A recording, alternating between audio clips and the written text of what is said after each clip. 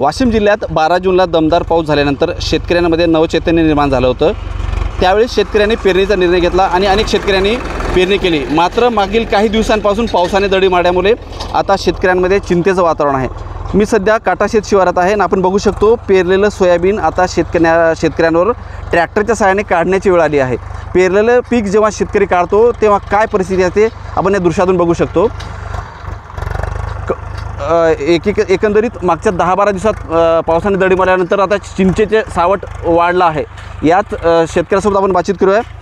भाऊ मला सांगा, पेरलेलं पीक आता तुम्ही ट्रॅक्टरच्या सहाय्याने काढताय, काय पहिली प्रतिक्रिया? पहिली प्रतिक्रिया म्हणजे 12 जूनला पेरणी केली होती, त्याच्यानंतर त्याच्यावर पाऊस नसल्यामुळं त्याचं जर्मिनेशन उगवण शक्ती कमी झाली, त्याच्यामुळे हे निर्णय पुन्हा परत पेरणीचा निर्णय घ्यायचा काम पडायला। आणि जे निघालं होतं ते करपण्याच्या मार्गावर होतं। किती टक्के याच्यात करपल्यामुळे तुम्ही हा पिकं काढण्याचा निर्णय घेतला? 40% उगवण शक्ती झाली होती, बाकी 60% झाली नाही। पाऊस वर ताबडतोब असता तर 80% होत होती। एकीकडे सोयाबीनला भाव नाहीत, त्याच्यानंतर आज दुबार पेरणीचं संकट तुमच्यावर ओढवलं आहे। काय खर्च असेल, काय अपेक्षित होतं? आणि आता 5 एकराला एका एकराला सरासरी 8 ते 10 हजार रुपये खर्च येतो, त्या हिशोबाने 5 एकराला 40 ते 50 रुपये खर्च आला पेरणीचा। आणि आता परत पेरायचं म्हणल्यावर पुन्हा 40 ते 45 हजार रुपये खर्च। शेतकऱ्याशिवाय दुसरा शेतकऱ्यापुढे पेरणीशिवाय पर्याय नाही। सरकार म्हणजे की इकडे सोयाबीनले भाव द्या, भाव वाढून देतो, काय नको करतो, पण काही भाव वाढलेले नाहीत, काही नाही।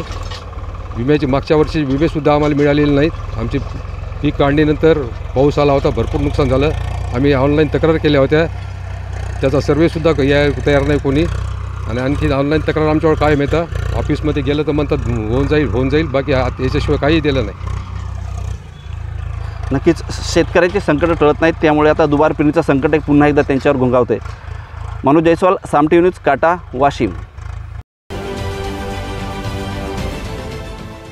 देश विदेशातील प्रत्येक घडामोडींचे लाईव्ह अपडेट मिळवण्यासाठी आता साम टीव्हीच्या सर्व सोशल मीडिया प्लॅटफॉर्मला लाईक, फॉलो आणि सबस्क्राईब करा।